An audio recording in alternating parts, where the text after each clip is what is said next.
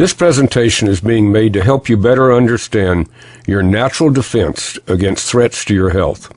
So, let's talk about your immune system. Your immune system is what protects you from disease. It is our first line of defense against illness and disease, and its role is to seek out invaders which attack our bodies constantly. In order to best protect us, our immune system must be able to recognize threats, respond to those threats, and then be able to remember those threats if they attack us again. We want our immune system to be intelligent, strong, and balanced. So let's walk through the way our immune system works. And since it's common, let's use the chickenpox virus as an example. Little Johnny is a happy child, but someone at the daycare center who has chickenpox sneezes, and in a few days, little Johnny begins to break out in red bumps which change to blisters, and Johnny has chickenpox. Johnny's immune system had never seen the chickenpox virus before and didn't know what was making him feel so bad. After several days, Johnny's immune system identifies the chickenpox virus and starts producing fighters which defeat the chickenpox virus. But for several days, Johnny was really sick with chickenpox before he became well. Once the immune system has recognized and defeated an invader, it has the ability to store the identity of the invader by creating something called a memory cell. That's the reason people who had chickenpox only had it once. A memory cell is like a wanted poster. The memory cell forever carries the identity of the chickenpox virus around your body, and if the chickenpox virus ever appears again, the memory cell immediately sounds the alarm, and an immediate, overwhelming production of immune system fighters is produced, and you don't become ill. You don't even know you've been exposed because now you have immunity. Isn't that a wonderful word, immunity? Immunity, it means you have protection.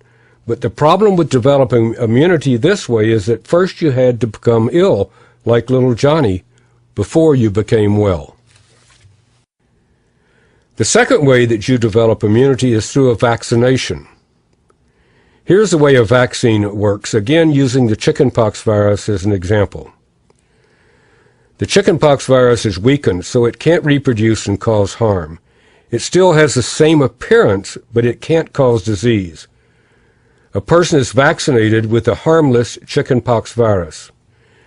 Your immune system thinks you have been attacked by the real harmful virus, and it develops fighters to defeat the supposed threat. It thinks you really had chickenpox.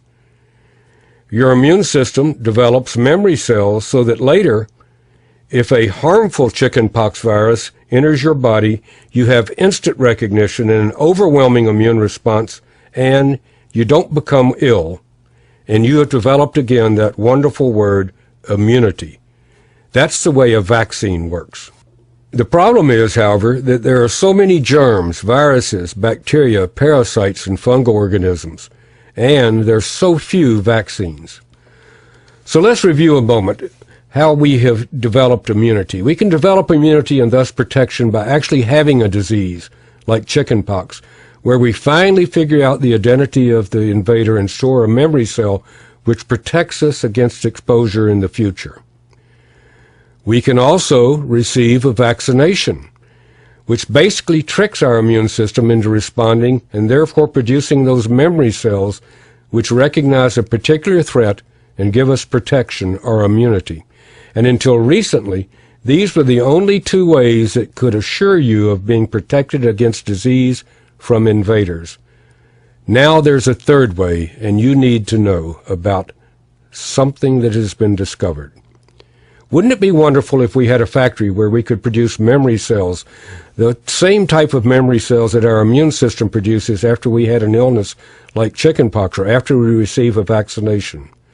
Wouldn't it be wonderful if we could have machines in that factory which made memory cells which we could consume in order to educate and strengthen our immune systems? Well, we do have such a factory, multiple factories, and they are farms, and the machines in those factories are Bessie the cow and Henrietta the hen. and you need to know how we can utilize them to help protect us.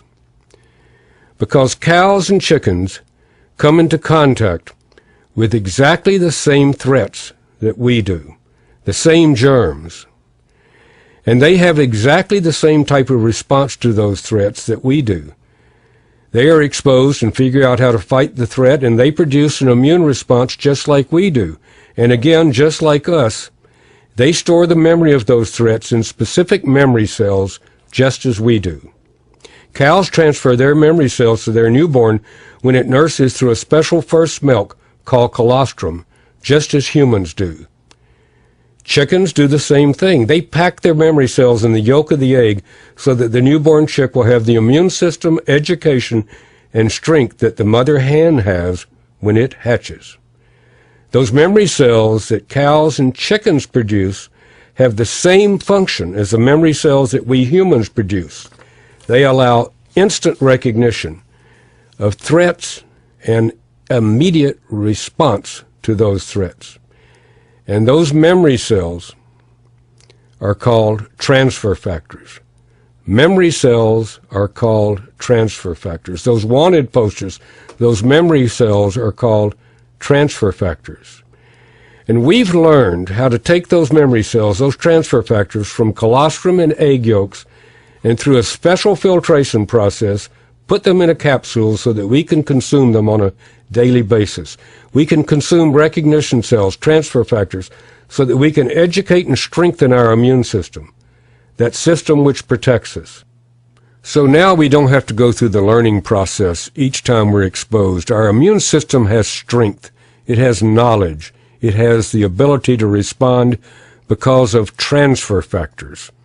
Transfer factors, those memory molecules which educate our immune system and give it the ability to respond immediately because it's able to recognize threats through those memory cells which act like wanted posters. Now, if we're exposed to a disease threat, those memory cells give us the ability to respond immediately, overwhelmingly, and we don't have to become ill like little Johnny. And we can receive the same protection as if though we'd received a vaccination by producing transfer factors. Transfer factors, those memory cells that give us the ability to respond immediately to disease threats and to have a healthy and long life.